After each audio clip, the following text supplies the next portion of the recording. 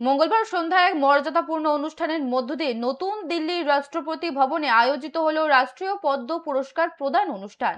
দেশের বিভিন্ন প্রান্তের বিশিষ্ট গুণীজনদের পাশাপাশি এদিনের অনুষ্ঠানে উপস্থিত ছিলেন দেশের প্রধানমন্ত্রী নরেন্দ্র মোদী সহ কেন্দ্রীয় মন্ত্রিসভার সদস্য এবং বহু বিশিষ্ট ব্যক্তিবর্গ।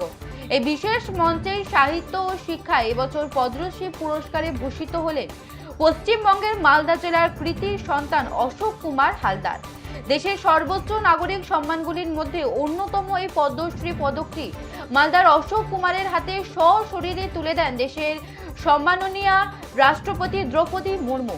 দীর্ঘদিন ধরে শিক্ষা এবং সাহিত্য জগতের বিকাশে নীরবে কাজ করে চলা এই বাঙালি প্রতিভাকে জাতীয় স্তরে সম্মানিত করা হলো।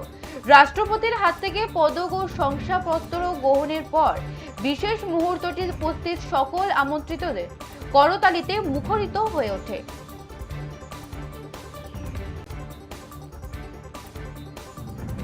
রাষ্ট্রপতি ভবনে পদ্মশ্রী পুরস্কার প্রদান অনুষ্ঠান সম্মান গ্রহণে মালদার অশোক কুমার হালদার।